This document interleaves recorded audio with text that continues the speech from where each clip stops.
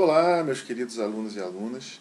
Antes de mais nada, devo dizer que é um prazer estar aqui com vocês novamente, para nós darmos continuidade à nossa disciplina, Direito Constitucional, Jurisdição Constitucional, para tratarmos, talvez, do mais importante tema que nós vamos encontrar no âmbito do Direito Constitucional, que é exatamente o controle de constitucionalidade.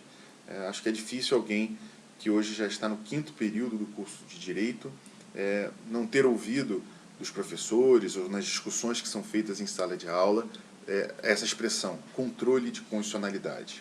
E o que nós vamos tentar, a partir de hoje, fazer é caminhar passo a passo para compreendermos como se dá o controle de constitucionalidade no Brasil. Então vamos ver que existem espécies de controle de constitucionalidade e que, por isso, nós temos que seguir um determinado rigor técnico para compreendermos bem essa disciplina. E, claro, vamos tratar aí de alguns dos temas que estão hoje na mídia, sobretudo por conta desse atual período que nós vivemos. Eu diria que já há alguns anos nós temos uma participação muito ativa do Poder Judiciário no âmbito da nossa política nacional e, como vocês poderão perceber ao final dessas nossas próximas aulas, grande parte passa exatamente pelo controle de constitucionalidade. Então, espero que estejam animados, porque realmente é um tema muito interessante e eu tenho absoluta certeza que todos vocês vão aproveitar o máximo possível dessa discussão. Então, vamos lá, pessoal. O que é o controle de constitucionalidade, né? Bom, falando de uma maneira bastante leiga, o controle de constitucionalidade nada mais é do que a verificação que determinados atos jurídicos, sejam normas jurídicas ou não, se eles estão de acordo ou não com aquilo que prevê a Constituição. Então, toda vez que eu falo em controle de constitucionalidade, eu tenho que ter em mente que existe um parâmetro, e qual é o parâmetro? É a Constituição, e que eu tenho um objeto. O objeto é exatamente aquilo que eu vou analisar à luz da Constituição. Esse objeto, ele não necessariamente precisa ser uma lei. Comumente o é. Comumente nós vamos ter atos normativos passando por esse filtro, passando por essa análise. Mas hoje já é possível, por exemplo, você argumentar que uma cláusula contratual viola a Constituição, e por isso eu também estaria aqui falando de um controle de constitucionalidade. É possível se defender que um ato administrativo viola a Constituição, e por isso também aqui teríamos o controle de constitucionalidade. Ou seja, qualquer análise, e claro, de maneira leiga, em que eu tenha como parâmetro a Constituição e que tenha como objeto alguma coisa, eu tenho um controle de constitucionalidade. O controle de constitucionalidade, ele é fruto de 3 características que marcam o ordenamento jurídico. E quais são elas? Primeira característica, a ordem. O sistema jurídico, o ordenamento jurídico, ele é um ordenamento, como o próprio termo já diz, organizado. Existe toda uma ordem que marca a criação das normas jurídicas. E por isso, quando nós pensamos em controle de constitucionalidade, nós temos que ter em mente que esta ordem deve ser mantida. A desordem é aquilo que não se quer. A desordem é o descumprimento daquilo que prevê o ordenamento jurídico. Então, eu tenho que ter uma organização, eu tenho que ter uma ordem que marca o controle de constitucionalidade. Em segundo lugar, nós temos a ideia de unidade. O ordenamento jurídico ele é uno. O que significa dizer que o ordenamento jurídico ele necessita manter coerência entre si. Logo, não há, por exemplo, como se admitir que eu tenha uma incoerência sistêmica no âmbito do próprio ordenamento jurídico. Então, eu tenho que ter uma ordem, eu tenho que ter uma unidade, e ambos trarão aqui a terceira característica, que é a harmonia. O sistema jurídico ele tem ordem e tem unidade, o que faz com que ele mantenha a sua harmonia. E o sistema jurídico ele é feito dessa forma mesmo. Ele é feito para funcionar diante de um estado de normalidade jurídica, de normalidade democrática.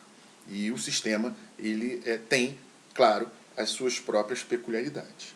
O que nós vamos perceber e aliás nós já falamos sobre isso alguns semestres atrás, quando falamos de elementos de estabilização constitucional, é que tudo isso que nós estamos falando é muito bonito, é muito agradável, mas nem sempre consegue, de fato, ser aplicado na prática, né? Ou seja, nem sempre o nosso sistema ele será harmonioso, nem sempre ele viverá a partir da ordem. Em alguns casos, nós vamos ter alguns atos jurídicos, algumas leis, algum elemento diferente que trará desordem, que trará desarmonia e que, por isso mesmo, merecerá uma resposta imediata do próprio ordenamento jurídico. Tudo bem? Nós chamamos isso lá atrás de elementos de estabilização constitucional, do qual, sem sombra de dúvida, o controle de constitucionalidade é, se não o mais importante, mas é o mais conhecido instrumento. Então, percebam que o controle de constitucionalidade nada mais é do que um instrumento para garantir a estabilidade constitucional, para garantir que eventual violação ao ordenamento jurídico, seja no que tange a sua ordem, no que tange a sua unidade ou no que tange a sua harmonia, nós vamos ter a resposta do próprio sistema sendo então realizada por esse controle. Um controle que fará a análise de alguma coisa à luz da Constituição e que, evidentemente, como nós vamos ver, caso fique claro que nós tivemos uma incongruência entre aquilo que está previsto na Constituição e o seu objeto propriamente dito, nós então teremos que expurgar aquilo que é estranho do nosso ordenamento jurídico. Tudo bem? Então, aqui nós temos a base, de fato, do controle de constitucionalidade. Quais são os princípios basilares desse controle? Percebam que, na verdade, nós vamos ter dois grandes princípios, né? Estão aí na tela. O princípio da supremacia da Constituição, ou seja, eu reconheço que a Constituição é um instrumento normativo máximo dentro do ordenamento jurídico e que, por isso mesmo, merece proteção. E um outro princípio, que é um princípio decorrente da supremacia da Constituição, é o princípio da rigidez constitucional. Também já estudamos alguns semestres atrás, quando nós vimos que a Constituição, para ser alterada, ela necessita de um processo mais complexo e mais difícil do que aquele necessário para alterar a legislação ordinária. Aliás, é o princípio da rigidez constitucional que vai permitir exatamente essa ideia de supremacia da Constituição.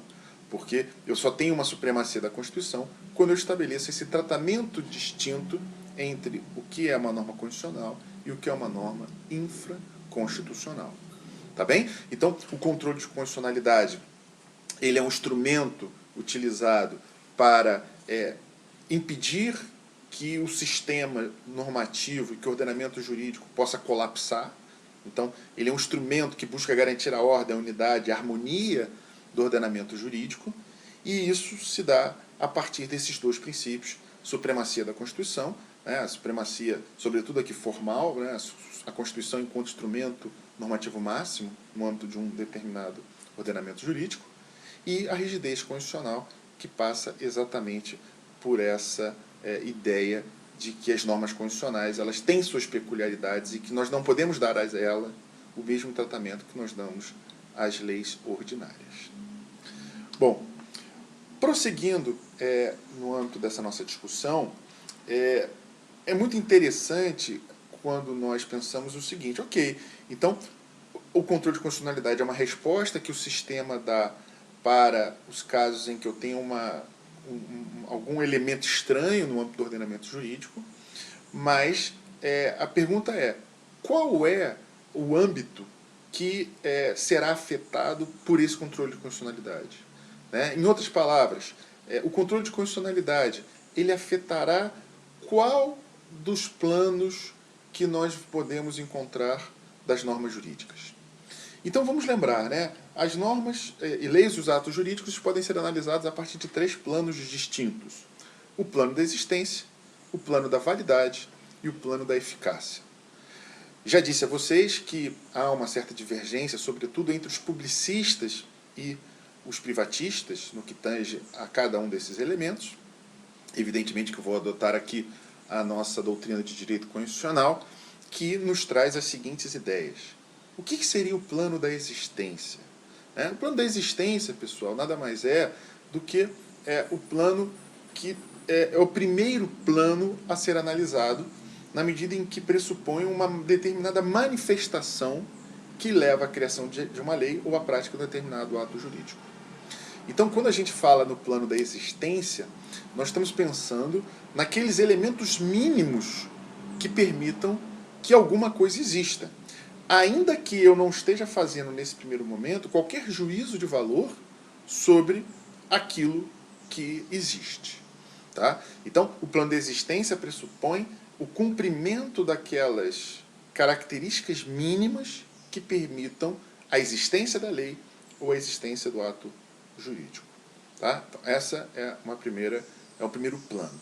Lembrando que o plano da existência ele vai, de fato, configurar o próprio nascimento da lei ou do ato jurídico e terá como contraposição a revogação ou a extinção daquele ato ou daquela lei que foi criada.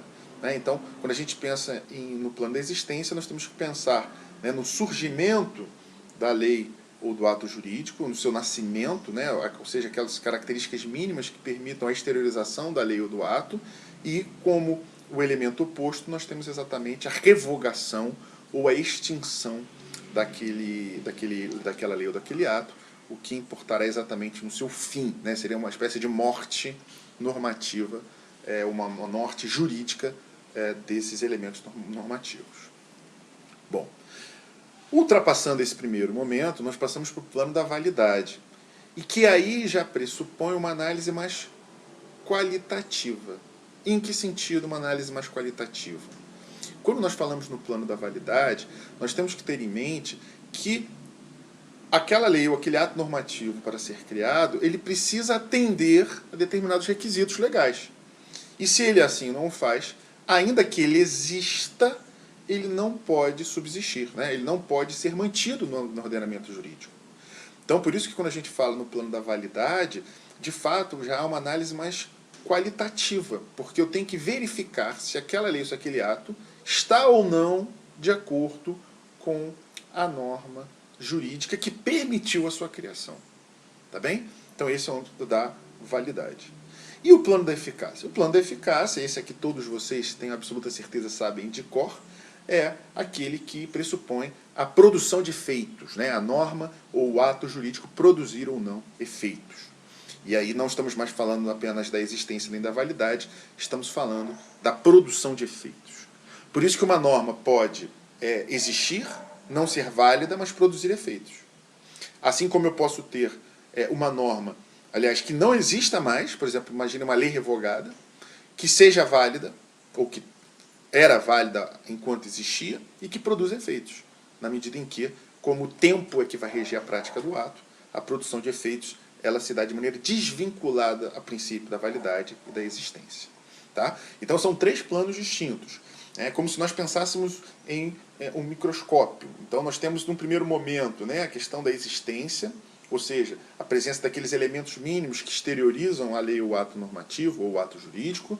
Depois nós temos que verificar qualitativamente se esse ato jurídico ele está de acordo ou não com a lei que permitiu a sua criação. Depois nós vamos verificar se ele na prática produz ou não efeitos. A pergunta que eu devo fazer aqui para vocês é: quando eu falo do controle de constitucionalidade?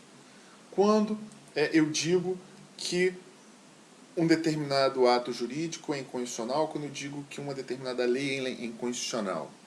Essa inconstitucionalidade, ela ataca qual dos planos que nós acabamos de ver? O plano da existência, o plano da validade ou o plano da eficácia? Percebam que quando a gente fala em controle de constitucionalidade, o que nós temos aqui é, na verdade, um ataque ao plano da validade. Porque a validade, como eu acabei de dizer, pressupõe a análise da criação qualitativamente adequada, no sentido de que o cumprimento das normas jurídicas que permitiram que aquela lei ou aquele ato normativo fosse criado, de fato, foi plenamente cumprido. Tudo bem? Então, quando a gente fala em validade, ou plano da validade, a gente pode também dizer que esse plano passa pela compatibilidade daquilo que está sendo objeto de análise com o ordenamento jurídico superior. Então, assim como, por exemplo, um decreto, nós já falamos sobre isso em semestres anteriores, pode ser considerado em face da lei, a lei pode ser considerada inválida em face da Constituição. Tá bem? Então, quando a gente pensa no plano do controle de constitucionalidade, e quando nós de fato reconhecemos que uma determinada norma, por exemplo, né, para ficar mais fácil, ela é uma norma inconstitucional, vejam que nós estamos atacando aqui o plano da sua validade. Nesse caso, a norma continua existindo, porque somente uma norma posterior é que poderá revogá-la ou alterá-la. Então, uma lei inconstitucional, ela continua existindo na sua perspectiva do plano da sua existência, mas ela se torna inválida. E essa invalidade é que vai impedir, a princípio, nós vamos falar sobre isso daqui a pouco, a própria produção de efeitos. Tá bem? Mas a inconstitucionalidade, ela toca a princípio aí no plano da validade. Tá? E por que eu disse a princípio, né? E por que eu estou fazendo questão, né, de deixar claro esse ponto? É porque a regra é essa. A regra é de que a inconstitucionalidade ela ataca o plano da validade. Mas nós temos uma grande exceção que nós já estudamos em semestres anteriores, que é a teoria da recepção. A teoria da recepção, como todos se lembram, é aquela teoria que analisa se uma determinada norma criada em um ordenamento constitucional anterior será ou não mantida na nova ordem constitucional. Então, vamos pegar aqui os famosos exemplos que já foram dados aqui em sala de aula. O Código Penal. O Código Penal é um decreto-lei de 1940. E hoje a nossa Constituição de 88 estabelece que a lei penal tem que ser criada por lei, não pode ser por outro instrumento normativo. Então, teria sido o Código Penal recepcionado pelo atual ordenamento jurídico? E aí nós analisamos que sim, na medida em que a teoria da recepção se propõe a analisar apenas o âmbito da matéria, do seu conteúdo, não da sua forma. E que, por isso, nesse caso, há recepção, sim, do Código Penal. Mas o que é interessante nós notarmos aqui é que quando não há esta compatibilidade material, no âmbito da recepção, o plano que será atacado não será o da validade, será o da existência. O que significa dizer que, tecnicamente, se uma norma anterior à Constituição não está de acordo com o novo ordenamento constitucional, a norma não terá a sua validade impactada. O que será impactado será o plano da sua existência, e por isso a norma, tecnicamente, será revogada. Tá? Então, uma norma constitucional anterior ao ordenamento constitucional vigente, caso não esteja materialmente de acordo com este ordenamento jurídico, ela deve ser considerada revogada. Tá? Ela não existe mais, é uma espécie de morte no que tange à existência daquela norma. E por isso mesmo, no que tange à recepção, o plano atacado não é o da validade, e sim o da existência. Ok, pessoal? Então, entendemos a questão do plano que vai ser atacado quando fazemos o controle de constitucionalidade. Bom, caminhando um pouco mais, já vimos que o controle de constitucionalidade pressupõe o reconhecimento da invalidade de um ato jurídico. Mas qual é o efeito que eu tenho quando eu reconheço que uma norma é inconstitucional? Vejam, é interessante porque nós vamos ter no mundo, e aí nós estamos falando apenas do Brasil, mas nós vamos ter no mundo dois grandes efeitos possíveis. Eu posso dizer que uma norma ela é inconstitucional desde a sua origem, ou seja, a norma constitucional ela é inconstitucional desde o momento em que ela nasceu, e aí eu estaria dando a ela um caráter declaratório, tá? Se vocês preferirem, com efeito ex tunc, ou seja, a norma ela é reconhecida inconstitucional, mas ela é reconhecida como tal desde a sua origem. Então eu teria ali a primeira hipótese, seria a nulidade de pleno direito. Ou eu posso ter, como de fato alguns países acabam defendendo, a ideia da anulabilidade. O que significa dizer que o reconhecimento de que algo é inconstitucional deve se dar dali para frente. Ou seja, deve se dar daquele momento em que há o reconhecimento da inconstitucionalidade para frente. Por isso aqui o caráter ele é constitutivo, se preferirem com efeito ex nunc. Tá? Então nós temos no mundo duas grandes possibilidades. Ou eu reconheço que aquilo que é inconstitucional o é desde a sua origem, desde o seu nascimento, ou eu reconheço que aquilo que é incondicional é desde o momento em que eu reconheço esta incondicionalidade e por isso dou a este reconhecimento um caráter constitutivo. O que nós vamos ter como majoritário no mundo e também no Brasil?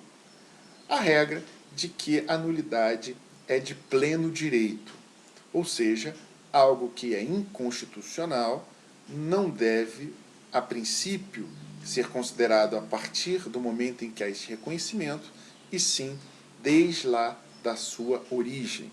Por isso que, como regra no Brasil, nós vamos ver, quando falamos sobre tudo da ação direta de inconstitucionalidade, a gente vai ter que voltar a esse tema, mas nós vamos ver que a regra no Brasil é que a inconstitucionalidade ela é reconhecida com efeitos ex tunc, o que significa dizer que aquilo que é inconstitucional o deve ser considerado desde o momento da criação daquela norma. Ok? Nós vamos ver que existe um artigo, que é o artigo 27 da Lei 9.868, que prevê a modulação dos efeitos, ou seja, prevê a possibilidade do Supremo dar àquela inconstitucionalidade esse caráter de anulabilidade.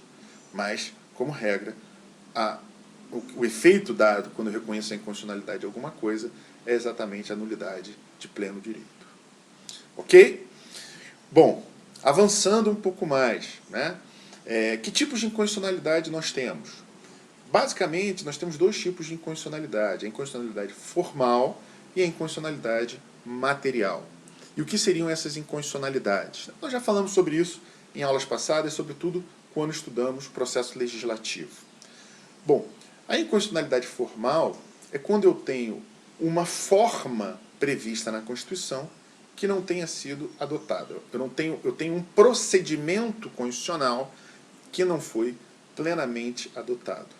Isso vai se dar basicamente em dois grandes casos. Primeiro, quando eu tenho uma competência constitucional não observada. Então, se, por exemplo, a União cria uma norma invadindo a competência estadual ou municipal, eu tenho aqui uma inconstitucionalidade formal. Porque questões relacionadas à competência também devem ser analisadas a partir dessa questão procedimental. E o segundo grande hipótese de inconstitucionalidade formal é quando eu tenho um procedimento legislativo que não é adotado da forma como prevê a Constituição. Nós já estudamos procedimentos legislativos, nós lembramos, por exemplo, que um projeto de lei, se ele é alterado na casa revisora por algum motivo, ele precisa voltar para a casa iniciadora para que lá aquela emenda seja votada. Imaginem vocês que um determinado projeto de lei, há essa emenda na casa revisora e o processo não volta para a casa iniciadora. Ora, a Constituição estabelece que, nesses casos, deve haver uma nova análise pela casa iniciadora. Se isso não ocorrer, estaremos diante de uma inconstitucionalidade formal. E por que formal? No sentido de que o procedimento que deveria ter sido adotado não foi, e por isso há uma inconstitucionalidade. Ok? Então, aqui, inconstitucionalidade formal. E a inconstitucionalidade material? A inconstitucionalidade material é quando o conteúdo daquilo que está sendo criado está em desacordo com o que prevê a nossa Constituição. Então, não se trata aqui mais de uma questão procedimental. O que nós vamos ter aqui é uma questão de conteúdo. Ou seja, nós vamos ter um objeto que trata de uma determinada matéria de maneira distinta daquilo que quer a Constituição. Então, vamos dar um exemplo, né? A Constituição prevê, por exemplo, a aplicação de uma pena cruel. Né? Prevê a proibição de aplicação de uma pena cruel. Ora, se eventualmente cria-se uma lei para estabelecer um tipo de pena cruel, vejam que o conteúdo desta lei viola expressamente aquilo que estabelece a Constituição. E por isso aqui nós vamos ter uma incompatibilidade material na medida em que o conteúdo é que de fato diverge daquilo que está previsto na Constituição. Tudo bem? Agora, percebam, uma inconstitucionalidade aqui não é excludente da outra. Ou seja, não é porque eu tenho uma inconstitucionalidade formal que eu não teria material ou vice-versa. Na verdade, o que se quer e que se espera a princípio é que não haja inconstitucionalidade. Ou seja, que as questões de competência e o procedimento legislativo seja adotado. E, claro, que o conteúdo daquilo que está sendo criado esteja de acordo com a Constituição. Mas é possível, e isso não é tão incomum, que, sobretudo uma norma, ela viole os dois aspectos. Ela viole, por exemplo, a questão da competência e ela viole também o conteúdo. E por isso, então, nós vamos ter, como de fato hoje nós temos o Supremo Tribunal Federal, se manifestando em muitos casos, tanto no que tange ao procedimento em si, tanto no que tange ao conteúdo, e não há nenhuma limitação para que ele reconheça uma inconstitucionalidade ou outra, ou, em determinados casos, as duas. Ok, pessoal? Isso aqui é importante, né? Eu me lembro de um caso que foi julgado pelo Supremo. Muitos alunos na época me procuraram, me perguntando, né, por que o Supremo havia entendido sobre um tema. E, enfim, e a discussão era exatamente essa, que foi o seguinte, olha que interessante, né? Um Estado membro, se não me engano foi o Rio Grande do Sul, criou uma lei estadual em que previa que os presídios deveriam ter bloqueadores de celular. Né? O que me parece óbvio. A gente sabe que alguns desses serviços de telefonia e de internet com certeza devem funcionar melhor dentro dos presídios do que fora, porque é impressionante como, de fato, os presos ainda conseguem se comunicar de maneira ampla e restrita de dentro dos presídios. E aí houve lá uma lei estadual dizendo óbvio, né? Dizendo, olha, nos presídios deve haver bloqueadores de celular exatamente para que os presidiários não possam se comunicar com o mundo exterior. O problema é que essa matéria foi parar no Supremo, e o Supremo entendeu que a norma era inconstitucional. E aí me perguntaram, mas professor, como é que ela pode ser inconstitucional, se é uma coisa tão óbvia? Qual é a inconstitucionalidade? Qual é o princípio que está sendo violado? Qual é o conteúdo que está em desacordo com a Constituição? E aí eu disse aos alunos, não há nenhum conteúdo em desacordo com a Constituição. O que nós temos aqui é um ente federativo que cria uma norma para a qual ele não está previamente autorizado nos termos da Constituição. O que o Supremo disse é que, por se tratar de matéria de telecomunicação, a competência para legislar sobre esse tema não é do Estado-membro, e sim da União Federal. Tá? Então vejam que é uma lei que me parece uma lei absolutamente adequada àquilo que prevê a nossa Constituição. Eu não vejo nenhum problema de uma lei ser criada dentro dessa perspectiva, porém o que nós temos que compreender? Que esta lei tem que ser criada pelo ente federativo adequado, que nesse caso é a União Federal. Tá? Então vejam que nesse caso eu tenho uma inconstitucionalidade formal, sem a inconstitucionalidade material, mas também, volto a dizer, se vocês pesquisarem no site do Supremo, vocês verão muitos casos em que você tem tanto a inconstitucionalidade formal como a material. Ok? Bom, prosseguindo ainda, espécies de inconstitucionalidade. Tá? A inconstitucionalidade ela ainda pode ser considerada como uma inconstitucionalidade por ação ou uma inconstitucionalidade por omissão. Nós já falamos sobre isso quando falamos do mandado de injunção, algumas aulas atrás, mas vamos retomar essa questão. Qual é a diferença aqui? E aqui é bastante simples. Uma inconstitucionalidade por ação é quando eu tenho um ato sendo praticado, quando eu tenho uma ação, quando eu tenho uma norma, quando eu tenho um elemento positivo que viola a Constituição. E por isso a gente dirá a inconstitucionalidade por ação. Mas é possível também, sobretudo a partir de 88, o reconhecimento de que algo é inconstitucional não porque houve uma ação, mas porque houve uma omissão. Ou seja, são aqueles casos em que a simples inércia daquele que deveria agir gera a violação de uma norma constitucional. E isso, evidentemente, também impactará no controle de constitucionalidade. Tá? Então, o controle por omissão é exatamente diante de uma omissão, de uma abstenção, de uma não prática que viole algo que está previsto na Constituição e que, por isso mesmo, se manifesta, nesse caso, inconstitucional. Só para nós lembrarmos e fazermos o link com relação ao mandado de injunção, o mandado de injunção é exatamente um remédio constitucional que visa impedir essa inconstitucionalidade por omissão. Tá? Claro que é um controle diferente daquilo que a gente vai estudar agora, Nós vamos falar aqui do controle abstrato e vamos, talvez, entrar em outras regras, mas não tenham dúvidas de que o mandado de injunção é um instrumento exatamente dessa inconstitucionalidade por omissão. Ok? Então, também aí uma espécie de inconstitucionalidade. Depois nós vamos ter a inconstitucionalidade, que pode ser denominada, né, preventiva ou repressiva. Aqui é muito interessante, por quê? Porque quando eu falo em repressivo e preventivo, eu estou fazendo referência ao momento em que aquela inconstitucionalidade é reconhecida, né? Ou seja, se aquela inconstitucionalidade ela é reconhecida antes da criação, né, ou antes da prática do ato em si, e aí eu diria que é preventivo, ou quando eu já tenho o ato, eu já tenho a norma jurídica, e há então o controle repressivo. Ok? Bom, o controle preventivo, ele é realizado, de uma maneira geral, pelos órgãos estatais. E aí, claro, falando sobretudo no caso do Brasil, nós vamos ter o controle preventivo sendo realizado tanto, por exemplo, pelo Poder Legislativo, como pelo Poder Executivo, como pelo Poder Judiciário. Tudo bem? Exemplo, né? Vamos pegar exemplos. Um projeto de lei que tramita no Congresso Nacional é claramente inconstitucional. Veja, um projeto de lei, não é uma lei ainda. Esse projeto de lei vai passar por uma comissão, nós já estudamos, né? A Comissão de Constituição e Justiça, a qual deliberará sobre a constitucionalidade ou não daquele projeto de lei. Percebo que quando a Comissão de Constituição e Justiça reconhece a inconstitucionalidade daquele projeto de lei, o que nós temos aqui? Um controle preventivo. E por quê?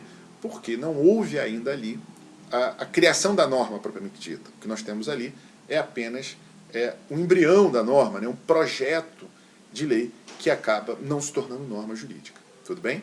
Então aqui é o controle preventivo pelo Poder Legislativo. Mas também o Poder Executivo, nós já falamos sobre isso, ele também se manifesta preventivamente, sobretudo quando o tema é inconstitucionalidade. E isso se dará especialmente no que tange ao poder de veto, o veto do Presidente da República, aquelas disciplinas em que há o controle, em que há aquela participação do Presidente da República na criação da norma jurídica. O veto, nós vimos, pode ser um veto técnico ou político, e o veto técnico é exatamente o controle preventivo de constitucionalidade. Então o Congresso Nacional aprova, por intermédio dessas duas casas, um projeto de lei que a princípio viola a Constituição. Antes desse projeto de lei virar lei, passa pelo presidente, que poderá vetá-lo. E se o argumento for pela inconstitucionalidade, teremos aqui o controle preventivo. Tudo bem? E o Poder Judiciário? O Poder Judiciário também faz o controle preventivo? De fato, sim, o Poder Judiciário faz o controle preventivo. Especialmente aqui no que tange à emenda à Constituição. Porque quando a gente fala em emenda à Constituição, nós devemos lembrar que o artigo 60, parágrafo 4º, estabelece a possibilidade do Poder Judiciário se manifestar quando o projeto de emenda à Constituição for inconstitucional. Não se admitirá, prevê o artigo 60, parágrafo 4º, proposta de emenda à Constituição. E por isso nós vimos que é possível que no âmbito do procedimento do projeto de emenda à Constituição, eu tenha a impetração de um mandado de segurança no Supremo Tribunal Federal, que avaliará se aquela norma é ou não constitucional, ou se aquele projeto de norma é ou não constitucional. Então, quando a gente pensa na manifestação do Poder Judiciário, no controle preventivo, o que nós vamos perceber é que, no Brasil, isso se dá excepcionalmente, sobretudo quando eu tenho uma emenda à Constituição, um projeto de emenda à Constituição. Ok? Bom, e no que tange ao controle repressivo, ou seja, depois que a norma foi criada? Antes de falar do Brasil, eu queria trazer um pouco o panorama do mundo. Ou seja, como no mundo essa questão ela é tratada. E aí nós temos três formas diferentes, ou três espécies diferentes de controle repressivo. Nós temos aquilo que a gente chama de controle político, temos o controle jurisdicional e temos o controle híbrido. Tá? É interessante porque, a princípio, nós vamos ter, né, o surgimento dessa discussão, sobretudo na Europa, com controle político. Depois, a partir da influência dos Estados Unidos, o controle jurisdicional. E hoje, em alguns lugares, nós já caminhamos para um controle híbrido. Né? O controle híbrido, como nós vamos ver, ele se dá tanto politicamente como jurisdicionalmente. O que seria esse controle político? O controle político se dá, sobretudo naqueles estados, e aí especialmente na Europa, em que nós temos cortes constitucionais. Tá? O termo aí é bastante adequado, porque trata-se de uma corte constitucional. E o que é uma corte constitucional? Na verdade, é um órgão não vinculado ao executivo, nem ao legislativo, nem ao judiciário. Não é vinculado. Ele tem um assento na estrutura política fora dos três poderes. Normalmente, esse órgão ele vai ser formado por pessoas da área jurídica ou não. Então, você tem alguns lugares, por exemplo, que pessoas do parlamento participam, presidente da república, etc. e tal. Mas o que é certo é que este órgão não integra nenhum dos poderes, tá? E compete a ele, evidentemente, fazer o controle de constitucionalidade. Isso se dará, por exemplo, na França, né? A França tem ainda um controle político, que é um controle, enfim, pelo menos na sua origem, um controle político por excelência. Um segundo controle é o controle jurisdicional, que é exatamente o controle realizado pelo órgão do Poder Judiciário. Ou seja, eu tenho um órgão do Poder Judiciário que realiza aquele controle de constitucionalidade. É o caso, por exemplo, dos Estados Unidos da América, com a Suprema Corte, e talvez tenha sido o primeiro grande país a adotar esse controle jurisdicional, e temos também o caso do Brasil. Né? Nós, no Brasil, adotamos como regra, mesma coisa, o controle jurisdicional. Por quê? Porque, como regra, esse controle repressivo será realizado pelo Supremo Tribunal Federal. Tá bem? E o controle híbrido? O controle híbrido são alguns países hoje que, já caminhando para um pouco além do controle político e jurisdicional, ele estabelece que nós vamos ter órgãos diferentes exatamente para realizar esse controle, ora um órgão político, ora o órgão jurisdicional. Ok? No Brasil, pessoal, eu diria para vocês que majoritariamente o nosso controle ele é jurisdicional, majoritariamente. Mas nós temos aí algumas exceções a esse controle repressivo jurisdicional. E eu posso dar alguns exemplos. Por exemplo, vocês sabem que compete ao Congresso Nacional sustar atos praticados pelo Poder Executivo no âmbito da regulamentação de leis. Então, se eu tenho, por exemplo, um decreto do Presidente da República que, eventualmente, esteja em desacordo com aquilo que previu a lei e, por isso mesmo, possa ser qualificado como inconstitucional, é possível que eu tenha um controle repressivo aqui sendo realizado pelo Congresso Nacional. Tá bem? E o mesmo se diga com relação à lei delegada. Né? Nós falamos sobre ela alguns semestres atrás. A lei delegada é, de maneira muito clara, um instrumento também que permite esse controle repressivo por parte do Parlamento.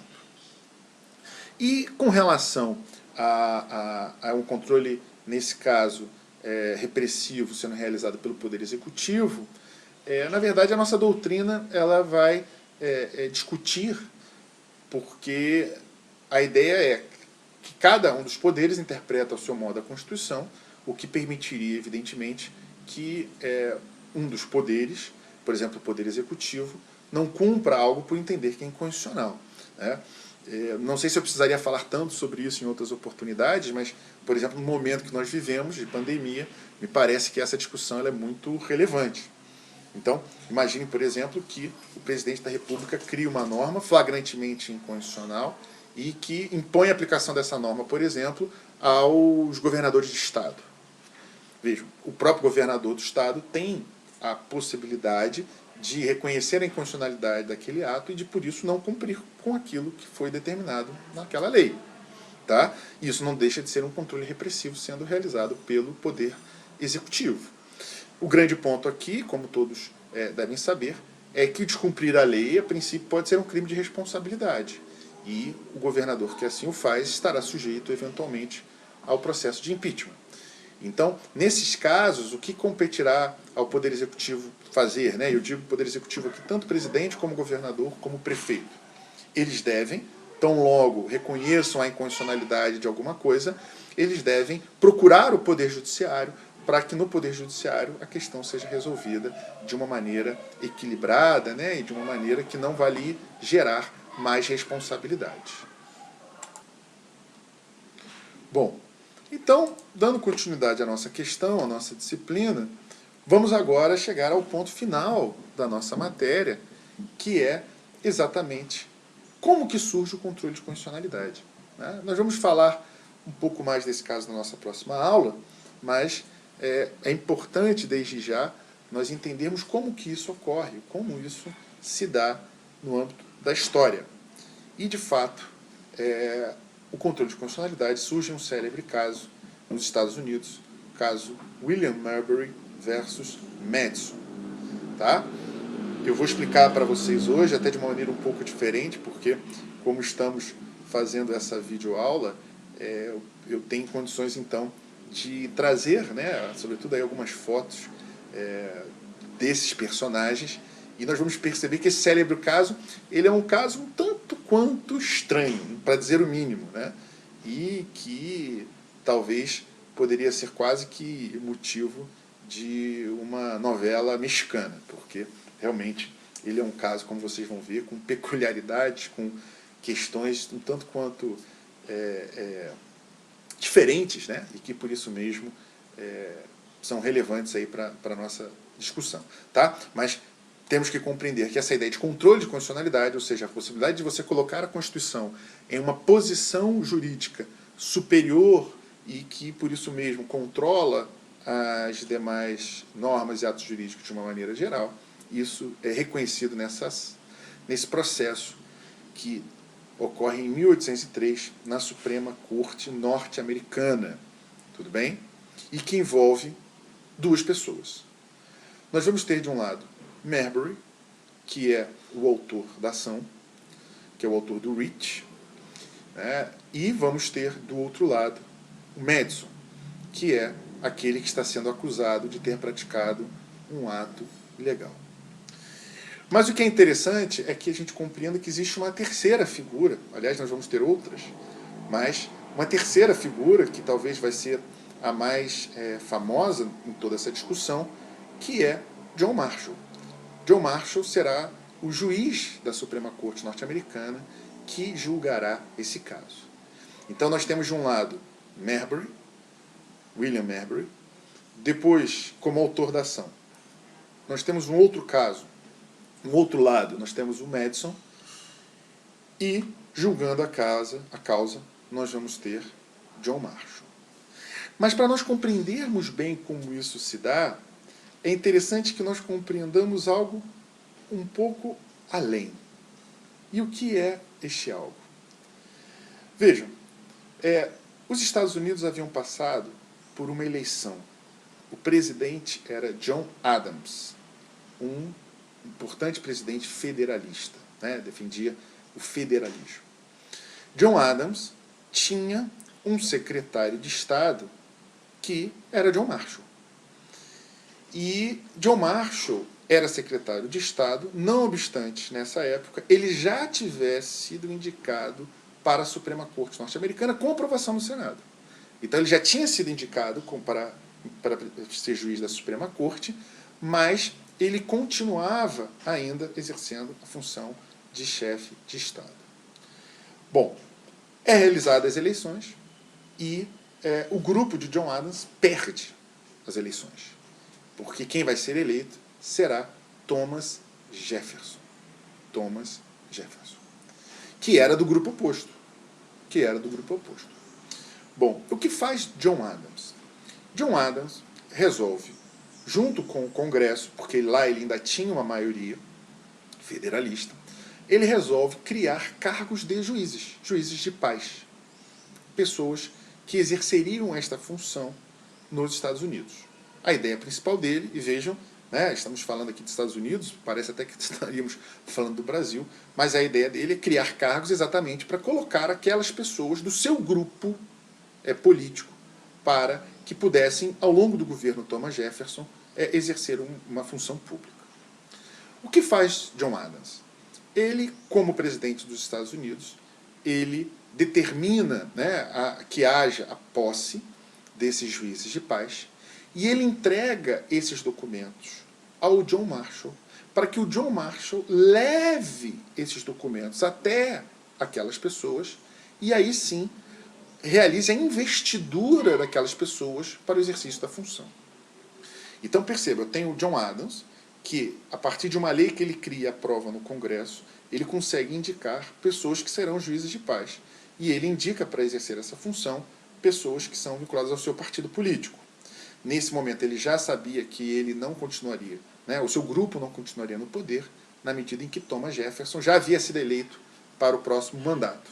Ele então realiza, né, essas indicações e dá ao John Marshall, ainda secretário de Estado, a obrigação de levar esses documentos, essas cartas, até estas pessoas que foram indicadas, exatamente para que elas pudessem exercer a função. E uma dessas pessoas era exatamente William Marbury. O grande problema é que John Marshall ele não consegue, a tempo, ele não consegue entregar essas cartas no governo ainda do John Adams.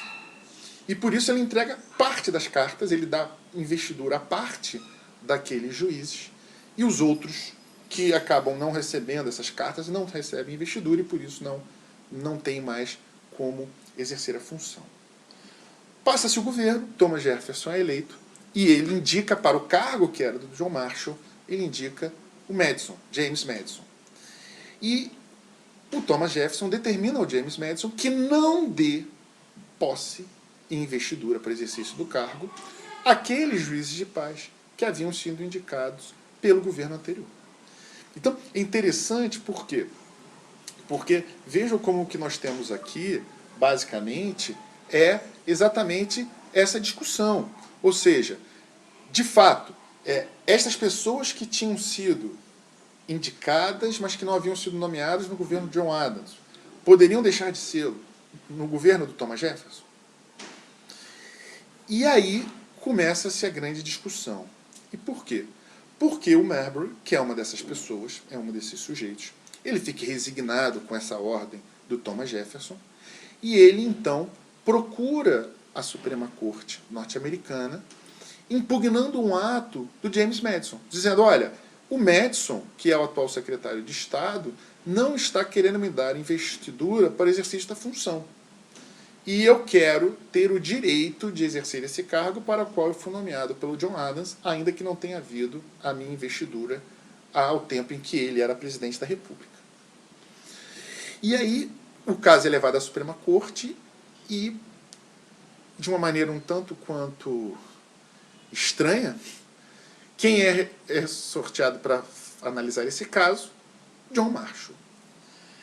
Quem era John Marshall? Mais uma vez, era exatamente aquele ministro de Estado do John Adams que havia deixado de realizar a investidura do William Marbury para o exercício da função. Então aqui a gente já tem uma primeira peculiaridade desse caso, que é para nós um tanto quanto óbvia, né? Jamais o John Marshall poderia ser o juiz dessa causa. Porque enquanto juiz agora da Suprema Corte, ele estava absolutamente envolvido com aquilo que estava sendo objeto de discussão, porque seria ele que na qualidade de ministro de Estado é que não tinha dado posse ao William Marbury. Bom, John Marshall se vê em uma situação muito delicada, porque ele diz, bom, eu era do grupo do John Adams, participei do governo dele e atuei diretamente nessa questão, então eu, de certa maneira, estou comprometido com esse grupo, mas, por outro lado, ele sabia também que um passo em falso da Suprema Corte naquele momento poderia gerar uma guerra política. E aí eu diria guerra mesmo. Nós poderíamos ter uma insurreição, enfim, de um poder sobre o outro e as coisas ficariam feias para a Suprema Corte. Então, o que faz John Marshall? Na verdade, para não ter que ir de encontro àqueles interesses do seu grupo, né, que era o grupo do John Adams, mas também para não ferir as bases do novo governo que havia se instalado do Thomas Jefferson, ele irá tangenciar a discussão, ele irá estabelecer determinadas premissas, mas ao final, e já falando um pouco sobre o resultado final, né, um certo spoiler aí do caso, mas no final ele não garantirá a Marbury o direito de ser investido no exercício da função. Ou seja, nós vamos ver que por uma questão procedimental, o John Marshall ele vai, na verdade, negar o direito do Marbury de ser nomeado para o exercício daquela função, exatamente porque ele acaba não tendo elementos que permitissem que isso viesse a acontecer. Mas como isso acontece, né? Qual é o raciocínio que ele fará? Bom, como disse para vocês, o Madison é o secretário de governo do Thomas Jefferson. E esta ação, que é proposta pelo William Marbury, tem por fundamento, por objeto, obrigar o Madison, secretário de governo do Thomas Jefferson, a dar posse a ele, que não havia sido dado ainda no governo do John Adams. John Marshall ele vai analisar três itens, que são os seguintes. Tinha o Marbury o direito à investidura do cargo? Primeiro item. Segundo item, poderia a Suprema Corte expedir a ordem? Porque, vejam, quer queira ou não, seria uma ordem judicial determinando o cumprimento por parte do Poder Executivo, no caso, Madison, o dever de cumprir aquilo que foi determinado pelo Poder Judiciário. E terceiro, a Suprema Corte era competente para analisar a questão? E aí aqui, pessoal, eu vou ter que começar de trás para frente, não tem muito jeito. O que nós temos que entender? Havia uma lei que dizia que, nesses casos, a Suprema Corte era competente para analisar a matéria.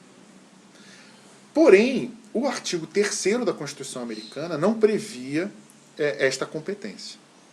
E aí é interessante porque este terceiro item, que na verdade é o mais importante de todos, porque ele é pressuposto dos demais, ele vai ser analisado, por fim, por parte do John Marshall. Ou seja, John Marshall inverte a ordem da análise das matérias para ele, primeiro, reconhecer que o Marbury teria direito à investidura, depois ele vai dizer que a Suprema Corte terá, sim, poder de expedir a ordem, mas ele vai terminar dizendo o que ele deveria ter dito lá no início, que a Suprema Corte não era competente para analisar o caso. Tá bem? Mas como isso se dá, então? Vejam, na verdade, a Suprema Corte ela tem que analisar se aquela lei que lhe dá a competência para julgar a matéria era ou não constitucional. E aí aqui o John Marshall traz a primeira grande conclusão desse caso, que é a seguinte, tá? Então estou no item 3. Ele vai dizer o seguinte, que a lei que estabelece que a Corte Suprema deva analisar esse caso é uma lei inconstitucional, controle de constitucionalidade, na medida em que a lei viola o artigo 3º da Constituição norte-americana. Tá bem? Então, a lei que estabelece a competência da Suprema Corte para julgar esse caso é inconstitucional, na medida em que viola o artigo 3º da Constituição norte-americana. Então, essa é a primeira conclusão. A segunda conclusão, dentro ainda desse item, diz o John Marshall, a Constituição é aquilo que a Suprema Corte diz que ela é. Então é interessante porque ele vai trazer essa ideia de que a Suprema Corte é quem analisa, em última instância, o que é a Constituição. Por isso que eu brinco, né, com os alunos, digo que a Suprema Corte é quem tem o direito de errar por último. E por quê? Porque, de fato, a Suprema Corte acaba se avocando desse direito. Tá bem? E aí, a partir dessas duas conclusões, nesse terceiro item, o que fará John Marshall? Ele não dará ao Marbury o direito de ser empossado no cargo por entender que a Suprema Corte não era competente para a análise dessa matéria. O problema é que até chegar aí, e até realizar esse controle de constitucionalidade, ele, na verdade, cria toda uma estrutura jurídica diferente daquilo que existia. Porque ele começa, tinha Marbury o direito de investidura no cargo? Sim, diz ele, tinha sim. Ele tinha o direito de ser nomeado na medida em que a ordem já havia sido expedida pelo John Adams. E o John Adams, que era o presidente da República, havia determinado que seu chefe de Estado, que por algum acaso era ele mesmo, fizesse aquela investidura. Então ele tinha sim o direito, na medida em que era uma espécie de direito adquirido, né? Ele já havia sido nomeado juiz de paz, o que faltava era apenas a regularização dessa situação com a investidura. Tá? Então, aqui, de certa maneira, ele está tentando defender, né, os seus partidários, dizendo, olha, o Marbury tem direito sim, tudo bem, ele, de fato, teria direito a ser investido no cargo. Segundo item, poderia a Suprema Corte pedir essa ordem? Dirá John Marshall, sim. E aqui ele traz um outro elemento, uma outra conclusão muito importante para esse julgamento. E por quê? Porque ao dizer sim, ele diz, é de competência do Poder Judiciário intervir nos demais poderes quando os demais poderes violarem a Constituição. Tá certo? E aí é que é interessante, especialmente no que tange ao Poder Executivo, porque o John Marshall vai trazer algo que para nós hoje é muito óbvio, mas que é algo que à época era inovador. Ele vai dizer, olha, existem questões políticas do presidente da República, do Poder Executivo. Estas questões, evidentemente, o Poder Judiciário não pode se imiscuir. O Judiciário não pode ingressar. Uma questão política não pode ser objeto de análise do seu controle de constitucionalidade, exatamente porque faltaria ao Poder Judiciário legitimidade para esta manifestação. Agora, aquilo que não é político é aquilo que é vinculado, e o que é vinculado é aquilo que é determinado por lei. E nesse ponto, como a nomeação e a investidura do Marbury, a função, era uma ordem legal, caberia à Suprema Corte determinar que o Poder Executivo cumprisse com aquilo que estabelecia a lei. Tá bem? Então vejam, na primeira pergunta, tinha Marbury direito à investidura do cargo? Sim, tinha. Poderia a Suprema Corte expedir a ordem? Sim, disse John Marshall, na medida em que, neste caso, o ato do Poder Executivo, no caso do Madison, secretário de governo do Thomas Jefferson, era um ato vinculado, uma determinação legal a qual não havia discricionariedade, né, para usar um termo do direito. Tá? A última pergunta, e a Suprema Corte era competente, considerando que essa competência era prevista em lei? Aí disse o juiz John Marshall, não é competente, primeiro porque não compete ao legislador infraconstitucional alterar aquilo que prevê a Constituição, então a lei não poderia ter criado uma competência para além daquilo que já havia estabelecido a Constituição, e mais, compete à Suprema Corte, em última instância, analisar o que é a Constituição. E o entendimento é de que lá no artigo 3º não havia esta possibilidade, né, de se ingressar com essa ação diretamente na Suprema Corte, e por isso a Suprema Corte reconhece que ela é incompetente para analisar a matéria. Ok, pessoal? Então vejam que aí, né, como disse lá no início, é uma espécie de novela mexicana, porque o John Marshall, que era secretário do John Adams, julga o caso em que o Madison, que é o secretário de Estado do Thomas Jefferson, está sendo processado pelo William Marbury.